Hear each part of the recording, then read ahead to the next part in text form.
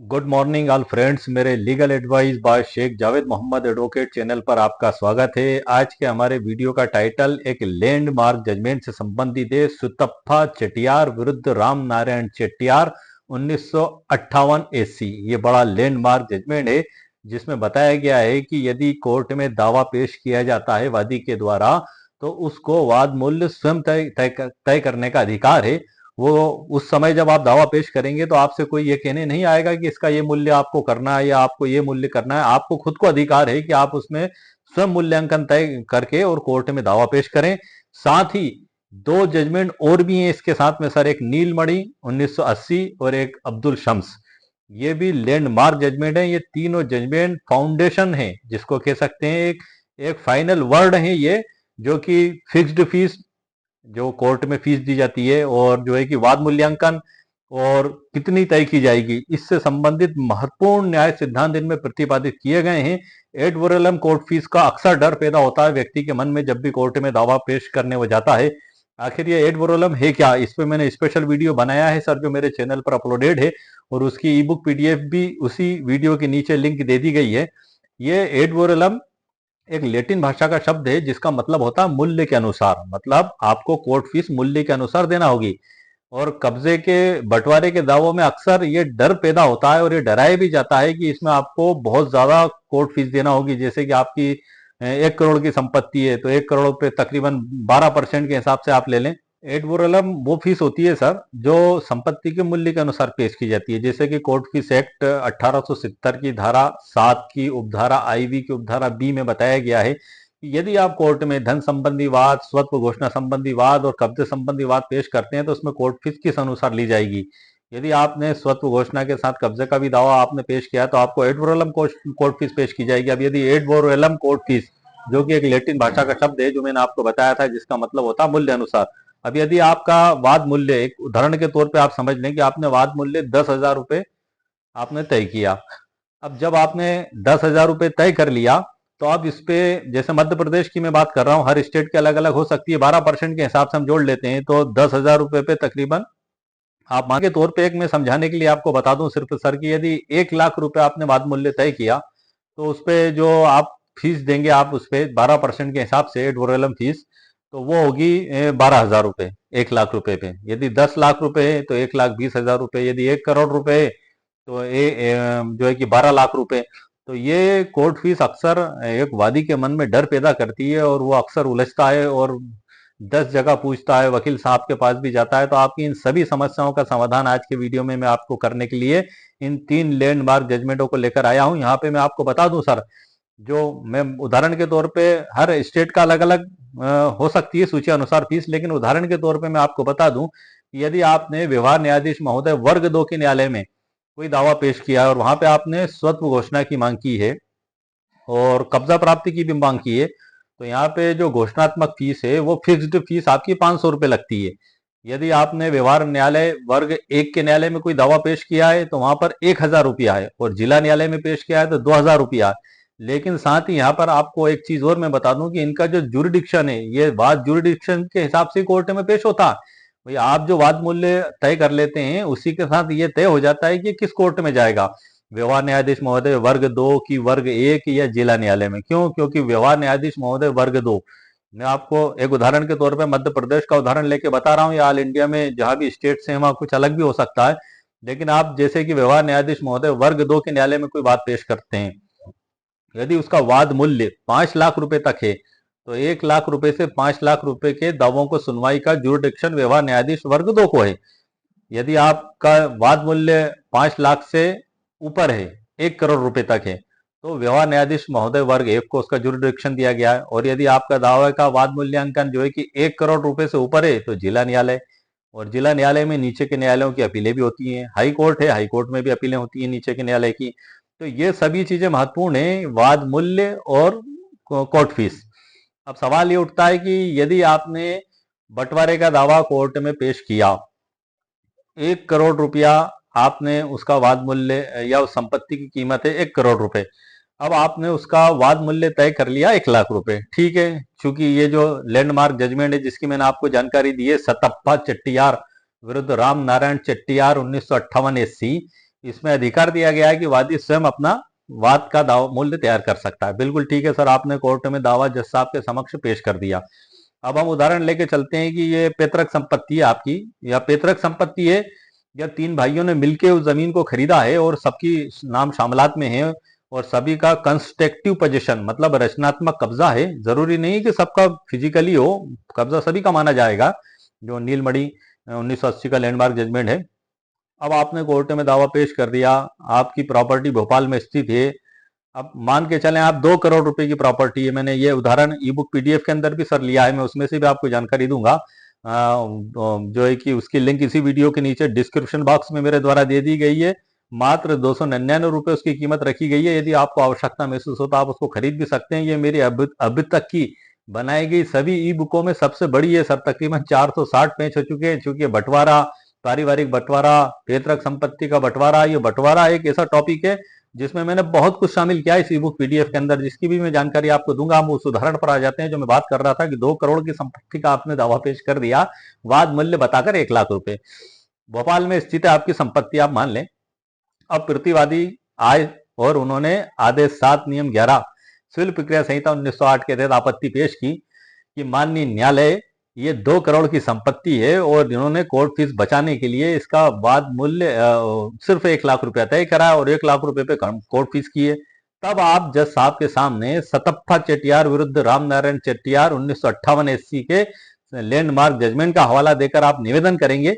सबसे पहले तो सर आप यही निवेदन करेंगे, क्या निवेदन करेंगे? ये सतप्पा चेटियार वाला लैंडमार्क जजमेंट की माननीय न्यायालय सर्वोच्च न्यायालय ने इस लैंडमार्क जजमेंट में सिद्धांत प्रतिपादित किए हैं कि वादी को स्वयं उसके वाद का मूल्य तय करने का अधिकार दिया गया है।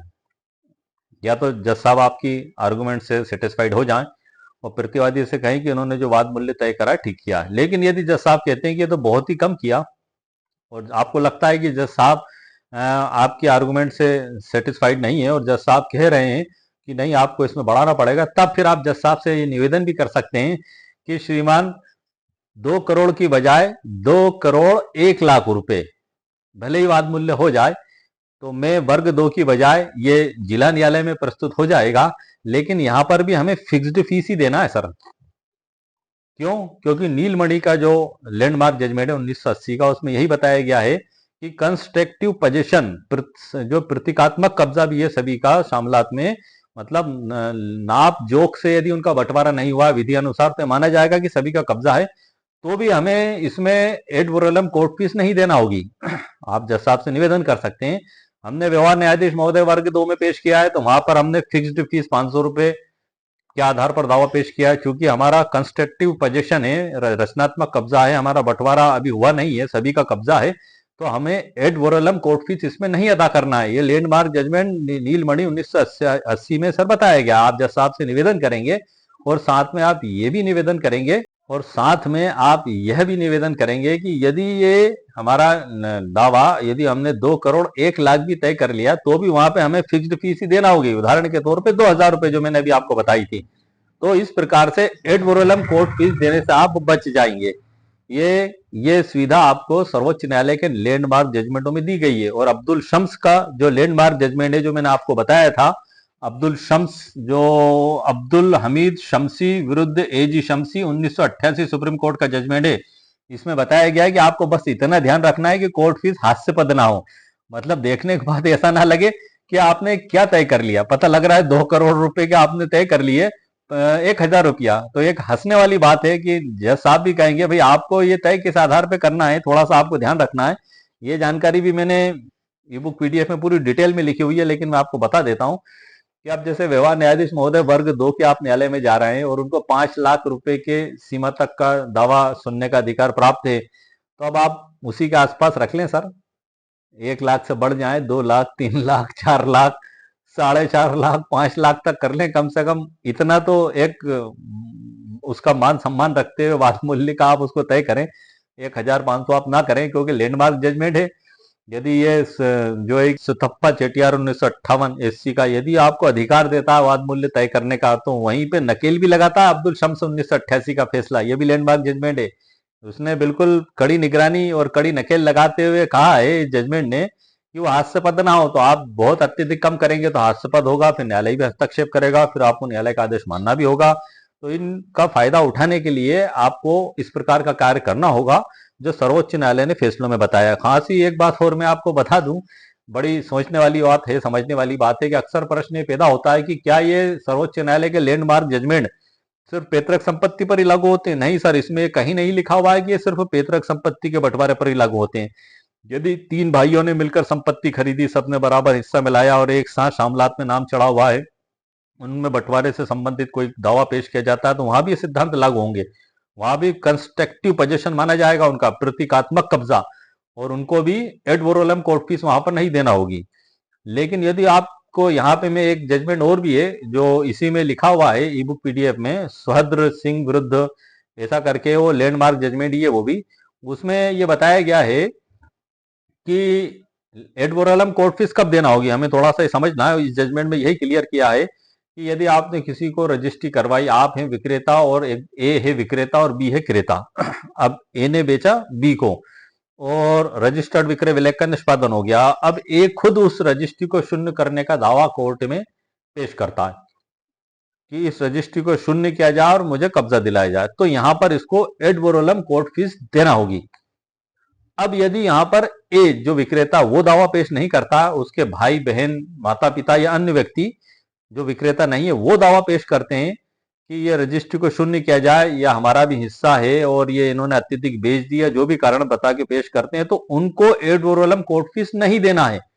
यहाँ पर आपको ध्यान रखना है। ये एक उदाहरण के तौर पे मैं बता रहा हूँ, ये चीज पूरा ऑल इंडिया में आप जहां भी हैं, ये प्रावधान चूंकि सर्वोच्च न्यायालय के फैसले हैं, भारत के संविधान का अनुच्छेद 141 के तहत पूरे भारत में सभी न्यायालयों पर वो जो एक सिद्धांत मानने योग्य हैं और उन दिए गए सिद्धांतों को न्यायालय उनका पालन करते हुए और उनकी गाइडलाइन के अनुसार आगे के कार्य करते हैं।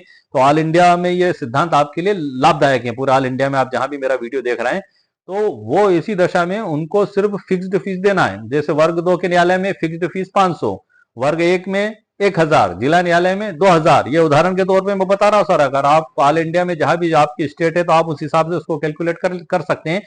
इसकी अनुसूचियां भी दी गई है, इसकी तालिका भी दी गई है। लेकिन यहाँ पर सबसे बड़ा प्रश्न जो बंटवारे को लेकर होता है, वहां पर यही आपत्ति आती है। विपक्षी दूसरी पार्टी हमेशा ही आपत्ति पेश करती है, एड वोरलम कोर्ट फीस का डर बताकर दावा आवेदन पेश किया जाता है। तो यदि आप इन लैंडमार्क जजमेंटों को लेकर चलेंगे तो बड़ी भारी करोड़ों की कोर्ट फीस से भी आप बच जाएंगे और आपका दावा न्यूनतम कोर्ट फीस में भी कोर्ट में पेश हो जाएगा और आप जो सहायता चाहते हैं वो सहायता भी आपको मिलेगी, क्योंकि आप सच के आधार पर मुकदमा पेश कर रहे हैं। यदि आप वास्तव में कोपार्सनर हैं, पैतृक संपत्ति में 3-4 पीढ़ी से बगैर बंटवारे के चली आ रही है और आप उसमें बंटवारे का दावा करते हैं, तो बिल्कुल सर आपको मिलेगी संपत्ति।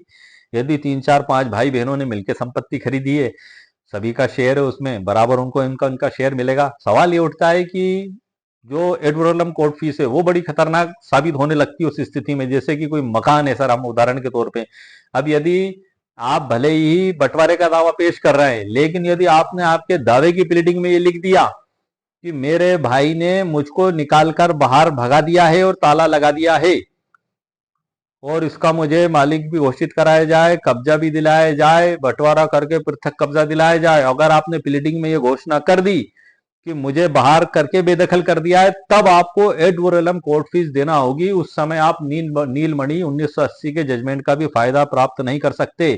कंस्ट्रक्टिव पोजेशन, रचनात्मक कब्जा, यह आपको दावे में लिखना होगा सर, तभी आप इन सभी लैंडमार्क जजमेंटों का फायदा उठा पाएंगे।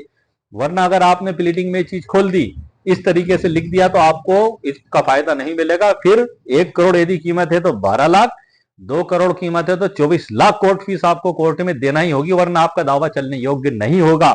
इन्हीं सब बारीकियों, इन्हीं सभी सावधानियों को ध्यान में रखते हुए ई बुक पीडीएफ सर मैंने तैयार किया है।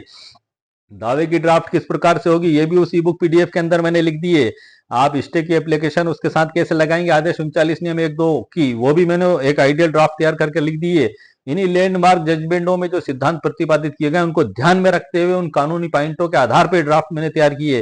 साथ ही यदि आपका मामला इस प्रकार का है कि आप पारिवारिक बंटवारा बैठकर लिखना चाहते हैं, अतीत में हुआ, तो उसकी ड्राफ्ट भी कुछ कानूनी सिद्धांतों के तहत ही होगी सर। सर्वोच्च न्यायालय के लैंडमार्क जजमेंट जैसे कि काले सिंह 1976, और रोशन सिंह 1988, रविंद्र कौर ग्रेवाल 2020, उनमें जो सिद्धांत प्रतिपादित किए गए उन सिद्धांतों के आधार पर ही आपको आवेदन तैयार करना पड़ेगा अतीत में हुए पारिवारिक बंटवारे का। तभी आप रजिस्ट्रेशन एक्ट 1908 की धारा 17 के तहत रजिस्ट्रेशन उसमें आवश्यक नहीं होगा, वरना उसका भी रजिस्ट्रेशन आवश्यक होगा। यह सब ड्राफ्टिंग का और कानूनी मुद्दों का ही खेल है सर। यदि आपने इसको समझ लिया तो आपका बेड़ा पार हो गया, और यदि आपने इसे नहीं समझा तो आपका बेड़ा गर्क हो गया। एक उदाहरण के तौर पे मैं बता रहा हूं सर, क्योंकि ये इन्हीं जो मैं वीडियो में बता रहा हूं इन सभी चीजों को एक्सप्लेन करके मैंने ई बुक पीडीएफ के अंदर भी लिखा हुआ है, क्योंकि उसमें तो इतनी कुछ जानकारियां हैं। ये मेरी अभी तक की सबसे बड़ी ई बुक पीडीएफ है सर, 460 पेज की। मेरे कई व्यूअर्स ने कहा है कि आप ऐसी बुक भी बनाएं जो छपकर घर पे आ जाए। तो सर मैं कोशिश में हूं, लेकिन मेरा प्रयास ये रहता है कि मात्र 299 रुपए में आपको बड़ी से बड़ी कानूनी सलाह मिल जाए। इसलिए मैं उन चीजों की ओर नहीं जाता हूं, क्योंकि आप समझ सकते हैं उसमें प्रिंटिंग का खर्चा भी आता है, डिलीवरी चार्ज आता है, जीएसटी का खर्चा आता है। तो इन सब कुछ को मिला के कि 299 रुपए मात्र की जो ई बुक पीडीएफ है, यदि आप ई बुक वो जो पेपर बैग बुक छप के आपके घर पे आएगी तो तकरीबन 1500 रुपए की सर आपको पड़ेगी। वो ये सारे खर्चे इंक्लूड हो जाएंगे उसमें, मात्र 299 से बढ़ के। इसी प्रकार के कई व्यूअर्स मेरे जो इंडिया के बाहर रहते हैं, रहने वाले इंडिया के ही हैं लेकिन भारत से बाहर रहते हैं, दुबई में है, सऊदी अरेबिया में है और अमेरिका में है, तो वहां से भी भारत के जो व्यूअर्स हैं वो कई भारत में, चूंकि उनकी संपत्तियां हैं, उनके परिवार है, मूल निवासी यहीं के हैं, तो वो भी मेरी ई बुक पीडीएफ खरीदने के लिए एक दो चार बार मेरे बाद अमेरिका से भी आया था एक फोन, मैंने कई बार आपको उदाहरण दिया, और भी अन्य जगह से भी आया था ना। तो वो भुगतान कर पा रहे थे ना खरीद पा रहे थे, तो उनकी सुविधा के लिए भी सर मैंने रास्ता देख लिया है, ढूंढ लिया है। वो भी मैं कर दूंगा अपलोड गूगल पे। लेकिन सवाल ये है कि वहां पे भी सर जीएसटी का खर्चा, मार्केट जो ग्लोबल मार्केट स्टैंड है सर, वो ग्लोबल मार्केट चार्जेस, उसके भी अतिरिक्त चार्जेस लगते हैं। तो वहां पे भी ये 299 मात्र की बुक कम से कम 700 रुपए में आपको पड़ेगी वहां पे। तो ये आपकी चॉइस पे, आप जहां से खरीदें। मैं तो तीनों चीजें आपको दे दूंगा आने वाले समय में, लेकिन मेरी पसंदीदा लिंक जो मात्र 299 रुपए की है वो जरूर मैं आपको इसके नीचे दे दूंगा। आप चाहें तो वहां से खरीद लें, सभी चीजों में मैटर एक ही है। तो अब आइए सर हम आगे की जानकारी ई बुक उसी पीडीएफ के अंदर से मैं आपको देता हूं जो मैंने आपके लिए तैयार करके रखा। और आज का हमारा मुख्य टॉपिक जो है, सथप्पा चट्टियार विरुद्ध रामनारायण चट्टियार 1958 एससी, यही लैंडमार्क जजमेंट पे हम चर्चा करेंगे। हमारा मुख्य वीडियो इसी टॉपिक पर आधारित है, लेकिन ये तीनों एक दूसरे से जुड़े हुए हैं, इसलिए मैंने वीडियो के प्रारंभ में आपको इतनी जानकारी दी। अब हम इस प्रकरण के फैक्ट और इसमें बताई गई महत्वपूर्ण कुछ जानकारियां उसे मैं आपको अवगत कराता हूं। आइए सर, लेट्स गो।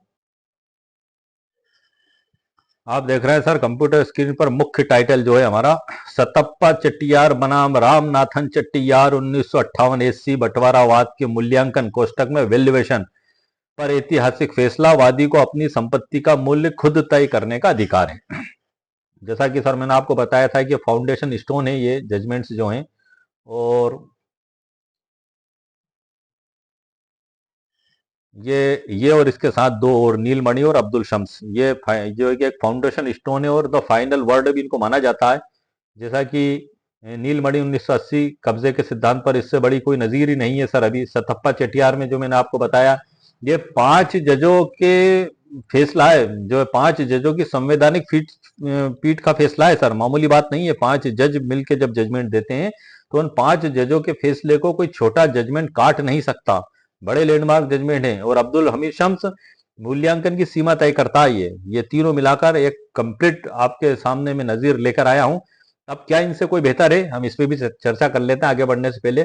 इनसे बेहतर कोई नहीं है, लेकिन इनके पूरा कुछ और जजमेंट है, जैसे कि विनीता शर्मा विरुद्ध राकेश शर्मा, और जो है कि सुहद्र सिंह विरुद्ध सरदुल सिंह बनाम रणधीर सिंह, और अन्य 29 मार्च 2010 का है सर। ये जो मैंने रजिस्ट्री का उदाहरण देकर अभी आपको बताया था ना, कि विक्रेता और क्रेता ए और बी, विक्रेता दावा लगाएगा तो उसको एड वैलोरम कोर्ट फीस देना पड़ेगी पूरी परसेंट के हिसाब से, और यदि विक्रेता के अलावा भाई बहन कोई थर्ड पार्टी लगाता है तो उनको निश्चित शुल्क उसमें देना होगी। ये यही जजमेंट है सर, वो जो मैं आपको बता रहा था। ये पूरा जजमेंट भी सर मैंने इसमें लिखा हुआ है, और भी बहुत कुछ सर मैंने, लेकिन आज इस जजमेंट पे हम चर्चा नहीं करेंगे। हमारा जो मेन जजमेंट है हम उसी पे पहले बात करेंगे। सर हम हमारे वीडियो के टाइटल वाले जजमेंट पर, ई बुक पीडीएफ में कुल 22 अध्याय हैं, और सारे जजमेंट जो है लैंडमार्क जजमेंट इसमें मैंने लिखे हुए हैं, उनकी सरल व्याख्या भी की हुई है। हम आज एक जजमेंट पे चर्चा करेंगे। आप देख रहे हैं कंप्यूटर स्क्रीन पर, SRM RS SP सथप्पा चट्टियार बनाम SRM RRS रामनाथन चट्टियार 28 नवंबर 1957। यहाँ पे मैं आप बता दूं सर एक बार, बहुत महत्वपूर्ण बात है कि 252 बार अन्य जजमेंटों में इसका हवाला दिया गया। अब आप इसका महत्व समझ सकते हैं, 252 जजमेंटों में। तो ये साबित करता है कि इसके बिना कोर्ट फीस का कानून अधूरा है। बड़ा महत्वपूर्ण स्थान रखता है, कहने का मतलब ये हुआ। अब ये जजमेंट सर चालू हो चुका है। यहाँ पे ये जजमेंट के अंदर से मैं कुछ आपको महत्वपूर्ण बात पढ़ के बता देता हूँ कि अपीलकर्ता ने मद्रास उच्च न्यायालय की मूल अदालत में दीवानी वाद संख्या 311/1951 दायर किया था। इस वाद में उसने संयुक्त परिवार की संपत्तियों के बंटवारे और प्रतिवादी द्वारा प्रतिबंधित संयुक्त परिवारों की संपत्ति के खाते की मांग की थी। ये सर इस प्रकार की जो है कि अपील वहां पेश की गई थी। अब आगे हम देखते हैं कि अपीलकर्ता के द्वारा मुख्य मुख्य बात बता रहा हूं सर मैं इसमें आपको, जो हाईलाइट की हुई है मैंने। अपीलकर्ता के द्वारा दायर वाद में अधिनियम की धारा 7 की उपधारा IV की उपधारा F के तहत ये कोर्ट फीस एक्ट की धारा है सर, जो मैंने आपको बताई थी, कोर्ट फीस एक्ट 1870 के तहत खातों के दावे का मूल्य, आप ध्यान रखना सर मैंने शब्द इस्तेमाल किया है दावे का मूल्य, और जो है कि निर्धारित मूल्य, जो क्षेत्राधिकार का जो मूल्य है, उसकी संपत्ति का मूल्य, वो चीज एक अलग चीज है। मैं शब्द इस्तेमाल कर रहा हूं वाद, दावे का मूल्य, ठीक है सर। यह वाद का मूल्य आप समझ लें। इसमें भी मैंने ब्लैक कलर से हाईलाइट करके उसको अंडरलाइन कर दिया, आप देख रहे हैं कंप्यूटर स्क्रीन पर PDF के अंदर। दावे का मूल्य 1,000 रुपए निर्धारित किया, जबकि वो 15 लाख रुपए था, लेकिन इन्होंने सज्जन ने 1,000 रुपए उसको निर्धारित किया और उक्त राशि पर 112/7/100 रुपए का न्याय शुल्क मूल्य आधारित पर अदा किया गया। कितना शुल्क अदा किया गया सर? 100 रुपए। उक्त राशि पर 112/7/0 रुपए का न्याय शुल्क मूल आधारित आधार पर अदा किया गया था। मतलब समथिंग 100 रुपए जो आगे लिखा हुआ है इसमें कि विभाजन के लिए राहत के संबंध में अधिनियम की अनुसूची 2 के अनुच्छेद 17B कोष्टक में मद्रास लिखा हुआ है इसमें के तहत अपीलकर्ता द्वारा 100 रुपए का निर्धारित न्याय शुल्क अदा किया गया था। 100 रुपीज का किया गया। 15 लाख की संपत्ति थी, 1,000 रुपए उन्होंने दावे का मूल्य तय करा और 100 रुपए कोर्ट फीस अदा कर दी। ठीक है सर। अब इसमें हालांकि क्षेत्राधिकार के प्रयोजन के लिए अपीलकर्ता ने रुपये दिए, उनके हिस्से का मूल्य 15 लाख रुपए, इकाई, ढाई, सैकड़ा, हजार, 10,000, लाख, 10 लाख, 15 लाख रुपए, मगर ये उन्होंने किया। अब हम इसको देख लेते हैं आगे। न्यायालय ने काफी कुछ कहा इसमें, जजमेंट काफी लंबा है, लेकिन मैं सिर्फ मुख्य बात सर आपको बता रहा हूँ जो मैंने हाईलाइट की हुई है इसमें। में जो मुकदमे की सुनवाई करने वाले न्यायमूर्ति जो श्री रामास्वामी गोंडर ने प्रतिवादी के समझौते के फैसले को बाध्यकारी प्रकृति संबंधी दलील और प्रारंभिक मुद्दे के रूप में सुना। मतलब पहले उसमें समझौते हो गए थे तो उसको बाध्यकारी माना गया था, और न्यायाधीश ने माना कि अपीलकर्ता के पिता ने अपनी शाखा के प्रबंधक के रूप में कार्य करते हुए विवाद का निष्पक्ष और सद्भावपूर्ण निपटारा किया था, इसलिए अपीलकर्ता समझौते के फैसले से बाध्य था। परिणाम स्वरूप अपीलकर्ता का मुकदमा 22 सितंबर 1953 को खारिज कर दिया गया। अब जब ये मुकदमा खारिज कर दिया गया तो मामला जब बढ़ के पहुंचता है सर फिर सर्वोच्च न्यायालय में। अब सर्वोच्च न्यायालय के द्वारा इसमें जो महत्वपूर्ण बात बताई गई, इसमें एक डिवीजन बेंच के समक्ष विचारणीय प्रश्न भी उत्पन्न हुआ था। इसमें जो बता दूं मैं आपको कि क्या डिवीजन बेंच ने अपीलकर्ता को 15 लाख रुपए के मूल्यांकन के आधार पर वाद पत्र और अपील ज्ञापन दोनों पर अदालत शुल्क का भुगतान करने का निर्देश देने में न्याय संगत था? हमारी राय में अपीलकर्ता का यह तर्क देना न्याय संगत है कि आदेश विधि की दृष्टि से त्रुटिपूर्ण है। धारा 7 उपधारा IV-B संयुक्त परिवार की संपत्ति होने के आधार पर किसी संपत्ति में हिस्सेदारी के अधिकार को लागू करने के लिए दायर मुकदमों से संबंधित है, और ऐसे मुकदमों में देय शुल्क वाद पत्र या अपील ज्ञापन में मांगी गई राहत मूल्य के अनुसार निर्धारित किया जाता है। धारा 7 में प्रावधान बताया गया IV के अंतर्गत कि सभी मुकदमों में वादी को मांगी गई राहत के मूल्य का उल्लेख करना होगा। धारा 7 की विभिन्न उपधाराओं के अंतर्गत आने वाले मुकदमे में देय शुल्क की गणना के लिए निर्धारित योजना पर विचार किया जाए तो यह स्पष्ट होगा कि IV के अंतर्गत आने वाले मुकदमों के संबंध में एक अपवाद बनाया गया है और वादी को न्याय शुल्क के प्रयोजन के लिए दावे का मूल्य निर्धारित करने की स्वतंत्रता दी गई है। इस प्रावधान का सैद्धांतिक आधार यह प्रतीत होता है कि जिन मामलों में वादी को अपने दावे का मूल्य निर्धारित करने का विकल्प दिया जाता है, उनमें दावे का सटीक या निश्चित मूल्य निर्धारित करना वास्तव में कठिन होता है। उदाहरण के तौर पे विभाजन के दावे को ले ले, एक उदाहरण के तौर पे बताया गया है कि विभाजन को ले ले, वादी के काफी कठिन होता है। 15 लाख था, उन्होंने 1,000 कर लिया, कठिन था, बहुत सोचा समझा फिर करा उन्होंने। लेकिन अब इसको एक उदाहरण भी दिया है कि विभाजन के दावे को ले ले जहां वादी संयुक्त परिवार की संपत्ति होने के आधार पर किसी संपत्ति में अपने हिस्से के अधिकार को लागू करवाना चाहता है। दावे का आधार यह है कि जिस संपत्ति में हिस्सेदारी का दावा किया जा रहा है वह संयुक्त परिवार की संपत्ति है, दूसरे शब्दों में वह संपत्ति जिसमें वादी का अविभाजित हिस्सा है, विभाजन का दावा करने वाले वादी को न्यायालय से अनुरोध करता है कि उसे संपूर्ण संपत्ति में उसके अविभाजित हिस्से के बदले कुछ निर्दिष्ट संपत्ति अलग से और पूर्ण रूप से उसके अपने खाते में दी जाए।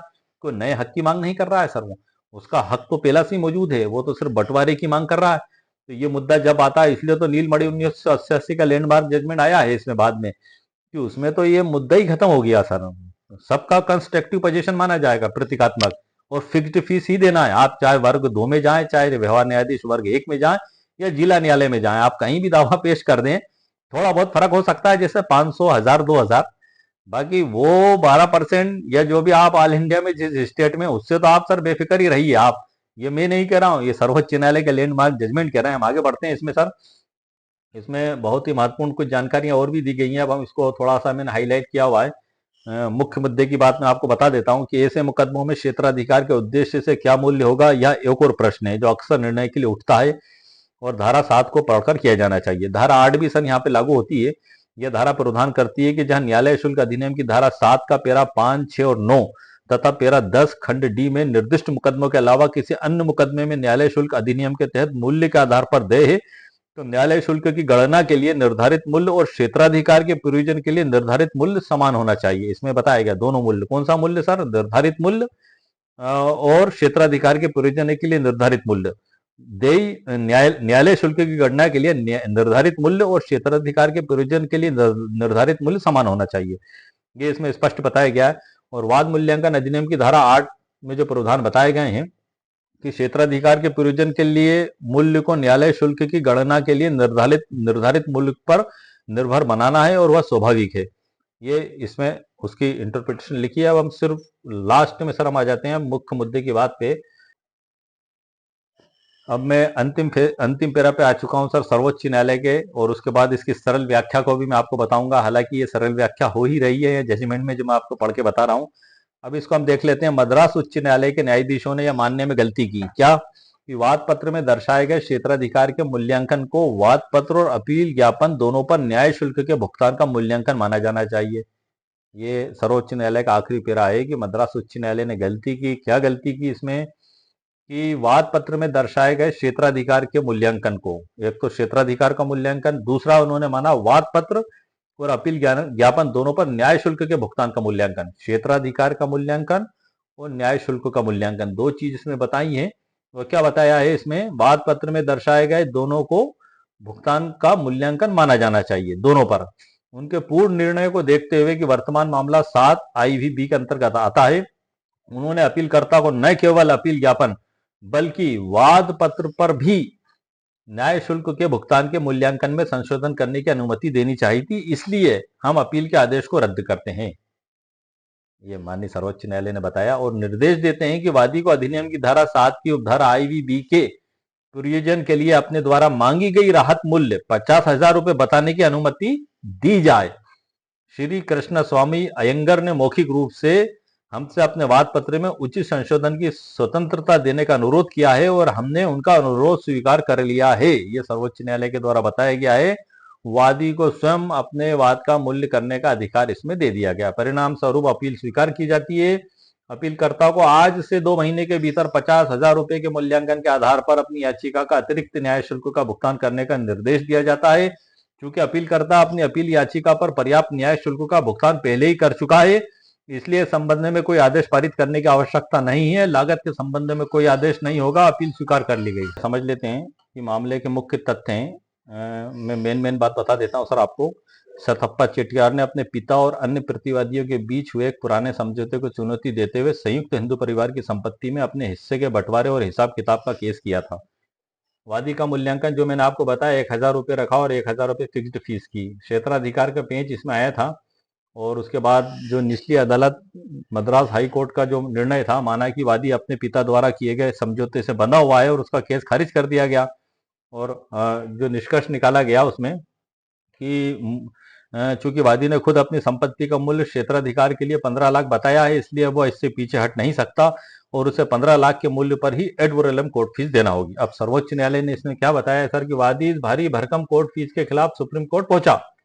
अब इसमें जो सिद्धांत प्रतिपादित किए और अंतिम निष्कर्ष है सर, सिर्फ वो सुन लें और उसके बाद में वीडियो का समापन करूंगा।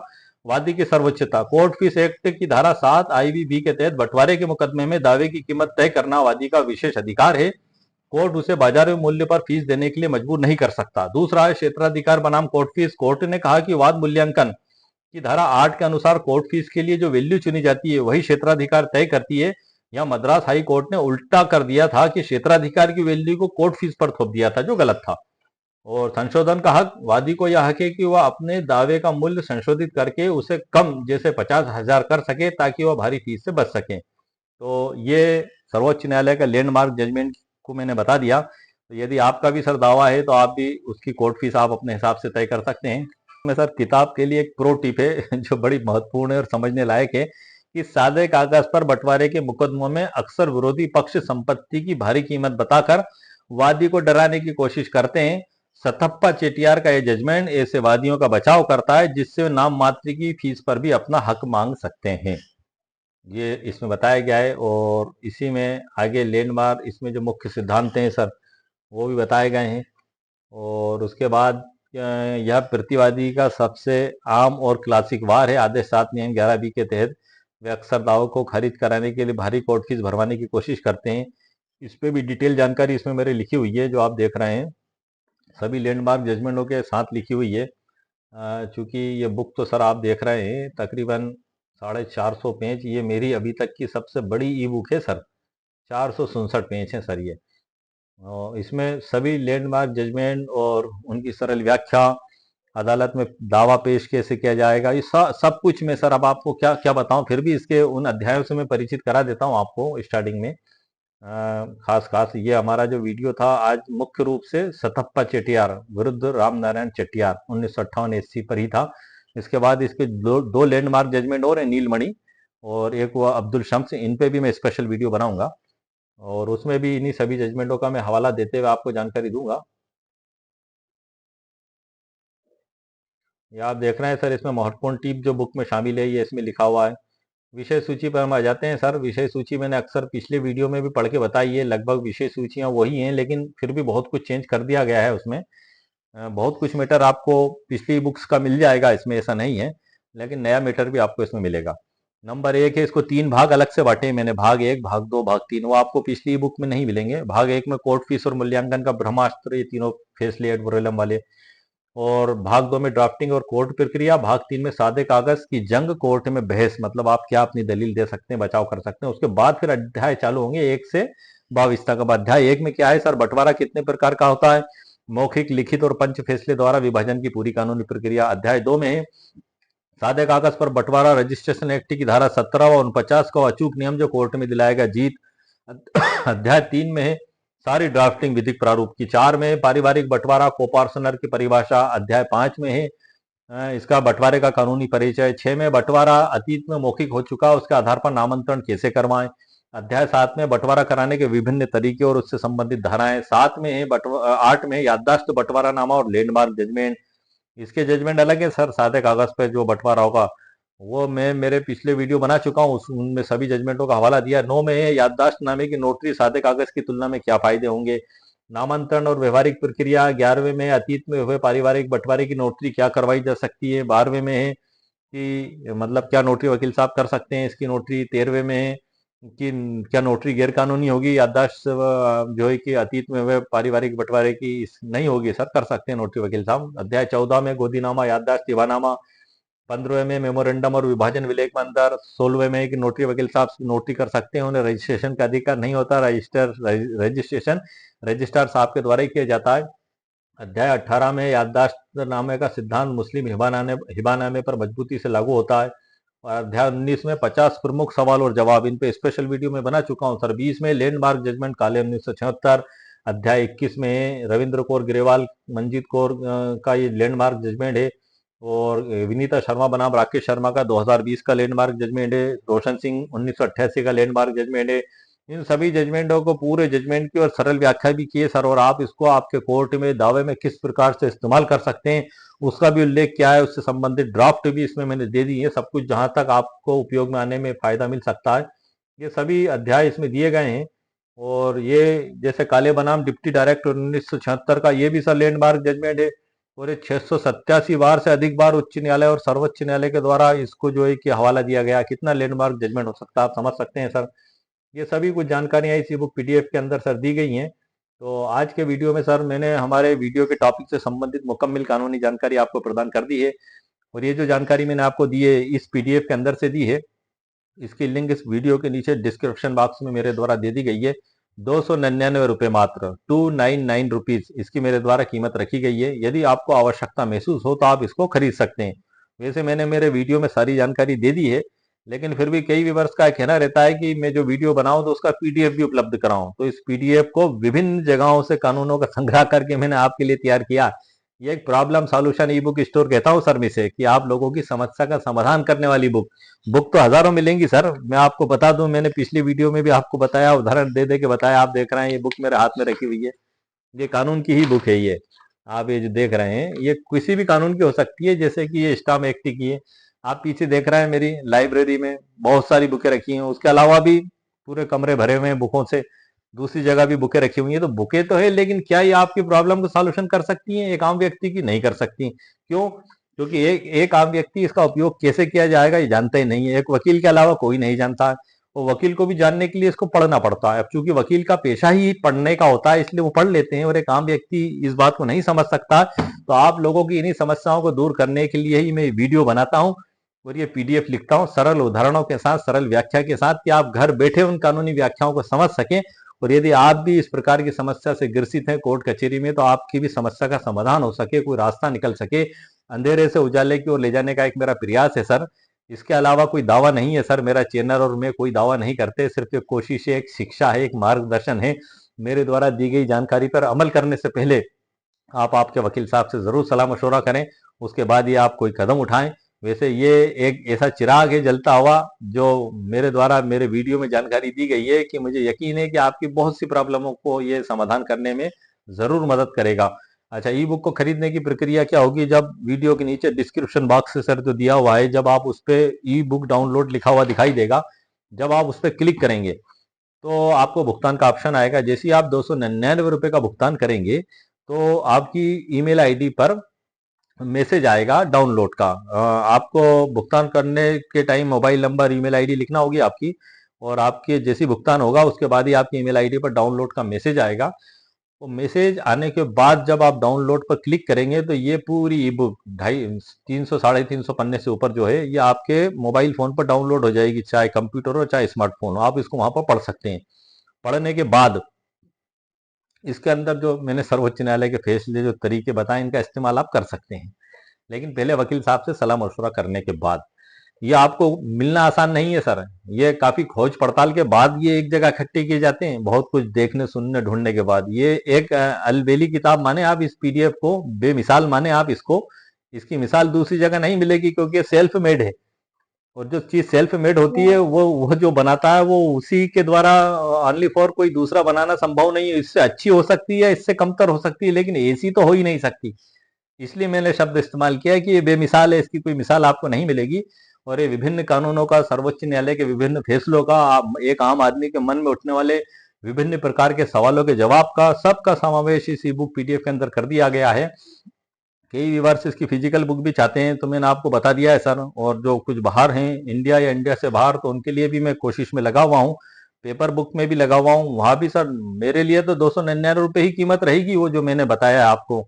उन प्लेटफार्मों पर भी मैं कीमत यही रखूंगा, लेकिन उसमें जैसे पेपर बैग बुक है, अब 400 450 पन्ने छपेंगे उसमें, तो वो उसका प्रिंटिंग का खर्च, डिलीवरी चार्ज, जीएसटी खर्च, ये मिलते करते ये 1200 1300 1400 पे पहुंच जाती है सर वहां पे। इसी प्रकार से गूगल पे यदि आप जाएंगे तो वहां पे भी ये जीएसटी खर्च, और वो ग्लोबल मार्केट प्लेस है सर वो, तो वहां पे भी 700 800 रुपए में पड़ेगी। मैं रखूंगा वो उसकी 299 ही वहां पे भी, लेकिन ये पड़ेगी वहां पे इतनी, ये सभी चार्जेस होने की। इसलिए मैं अभी तक मैंने ये सुविधा चालू नहीं की थी। इसलिए मैं मात्र मेरी खुद की लिंक देता हूं आपको, जहां मात्र सीधे 299 रुपये में आपको प्राप्त हो जाएगी। लेकिन कुछ लोग अगर चाहते हैं, उनकी दिली इच्छा है, तो मैं ये आपके लिंक देना चालू कर दूंगा। जब से चालू करूंगा वीडियो में सर बताऊंगा जरूर। अभी आपको उसकी हल्की फुल्की जानकारी मैंने दे दी है, कि इन फ्यूचर में जब चालू करूंगा तो ये होगा, लेकिन उसका कारण भी मैंने आपको बता दिया है। क्या क्या? जीएसटी खर्च, ठीक है सर। ग्लोबल मार्केट का जो प्लेटफॉर्म है उसका खर्च, उनकी खुद की फीस, डिलीवरी का चार्ज, प्रिंटिंग फीस और उनके उनके स्वयं के जो प्लेटफॉर्म के चार्जेस हैं, ये सब मिला के वो 299 रुपए जब मैं वहां पे रखूंगा तो वो इधर तो पेपर बैग बुक जो घर पे छप के आएगी वो कम से कम 1200-1300 के ऊपर ही पड़ेगी सर, आपको मैं बता दूं। मैं फिर भी उसका जब फाइनल हो जाएगा तब बता दूंगा। इधर गूगल पे आप जाएंगे तो वहां भी तकरीबन 700 रुपए ये सारे चार्जेस एड होके बताता है सर वो स्क्रीन पे आपको, और यहाँ जो मैं लिंक देता हूँ वो सीधा 299 बताता है आपको। सस्ता और सरल और अच्छा रास्ता है, लेकिन फिर भी मैंने सुविधा उपलब्ध कर दी है, वो लिंक भी दे दूंगा मैं। वो उन लोगों के लिए बेहतर है सर जो इंडिया से बाहर हैं, या फिर जो चाहते ही हैं कि हम घर पे खरीद के रखना चाहते हैं, तो वो फिर एक अलग बात हो जाती है, वो एक मिजाज और शौक अलग है उनका, तो वो फिर इतना खर्चा भी कर देंगे। और बाकी तो आप लोग मेरे चैनल से जुड़े हुए हैं, आपके लिए मैं बिल्कुल जो है कि आप ये मान के चलें कि जिस कानूनी कार्रवाई को लेने में आपके जूते चप्पल भी घिसा सकते हैं सर, वो घर बैठे आपको मैं देने की कोशिश करता हूँ मात्र 299 रुपए की ई बुक पीडीएफ के अंदर, ताकि आपको चीजें घर बैठे ही प्राप्त हो जाएं। इतनी कानूनी जानकारियां एक ही पीडीएफ के अंदर प्राप्त होना बड़ा बड़ा मतलब आपको पॉसिबल नहीं है सर कि कहीं मिल पाए, सेम तो हो ही नहीं सकता। तो आज की वीडियो में सर मैंने आपको मुकम्मल कानूनी जानकारी प्रदान कर दी है। अब नेक्स्ट वीडियो सर मैं लाऊंगा नीलमणि 1980 का और अब्दुल शम्स 1988 का। वो क्यों लाऊंगा? क्योंकि ये तीनों एक दूसरे से कनेक्टेड ही हैं। आज के वीडियो में सतप्पा चेटियार वाला मैंने आपको बता दिया 1958-80 का। अब ये 2 और मैं बनाऊंगा तो ये पूरा मुकम्मल हो जाएगा सर कि यदि बंटवारे का दावे की कोर्ट फीस का मैटर भी आपके सामने आता है तो आपको सफलता मिल जाए। ये मेरा पूरा प्रयास है। एड वोरेलम कोर्ट फीस आपको ना देना पड़े, फिक्स्ड फीस पे आप दावा पेश कर सकें, इसके लिए आपको कंस्ट्रक्टिव पोजीशन का ध्यान रखना है। प्रतीकात्मक कब्जा ही आपको बताना है सभी का। अगर आपने कह दिया कि मुझे तो बेदखल कर दिया गया, मुझे अब कब्जा भी लेना है, बस आपको यहाँ पे एड वोरेलम फीस देना पड़ेगी। वो जो डराया जा रहा था वो डर फिर आपके सामने आ जाएगा और फिर उस डर से आपको फिर भुगतान करना पड़ेगा। अदालत फिर यही कहेगी कि आपको तो बेकब्जा कर दिया। यदि आप कहेंगे कि हमारा तो कब्जा है इसमें कंस्ट्रक्टिव प्रतीकात्मक, तब आपको एडवोरम कोर्ट फीस नहीं देना पड़ेगी, फिक्स्ड कोर्ट फीस में काम हो जाएगा सर आपका। लेकिन खाली वो प्रश्न अगर उठता है कि वर्ग 2 के न्यायालय, वर्ग 1 और एडीजे, अगर एडीजे कोर्ट में जिला न्यायालय में भी चला जाता है सर तो भी वहां भी फिक्स्ड फीस ही देना पड़ेगी। जैसे उदाहरण के तौर पे मैंने 2000 बताई थी, ये एमपी में जो लिस्ट दी गई है, आपके स्टेट में भी इससे आगे पीछे हो सकती है। ऑल इंडिया में आप जहां मेरा वीडियो देख रहे हैं, इससे ज्यादा कुछ नहीं होना, बस आपको कंस्ट्रक्टिव पोजीशन का ध्यान रखना। लेकिन आपने इस पेरा को छोड़ दिया कंस्ट्रक्टिव पोजीशन को, तो उदाहरण के तौर पर जैसे जो है कि मध्य प्रदेश में 12% आपकी स्टेट में जो भी हो, 1 करोड़ पे 12 लाख, 2 करोड़ पे 24 लाख, याद रखिएगा सर आप। ये बड़ी एक अमृत वचन में आपको बोल के जा रहा हूं मेरे वीडियो में, आप इसको नोटेट करके रख लीजिए और ये लैंडमार्क जजमेंट भी आप कॉपी में नोट करके रख लीजिए। और आपको आवश्यकता हो तो मेरा पीडीएफ भी आप परचेस कर सकते हैं। ये एक पीडीएफ एक नोट्स है सर जो मैंने आपके लिए तैयार किया, ऐसे किसी कोर्ट में जज साहब के सामने पेश नहीं कर सकते आप, या आपके स्वयं के उपयोग के लिए। तो आज की वीडियो में सर मैंने आपको मुकम्मल कानूनी जानकारी प्रदान कर दी है। उम्मीद है आपको मेरा वीडियो पसंद आया होगा। मेरे वीडियो को आप लाइक भी करें, शेयर भी करें, सब्सक्राइब भी करें। ओके, शुक्रिया, थैंक यू सर।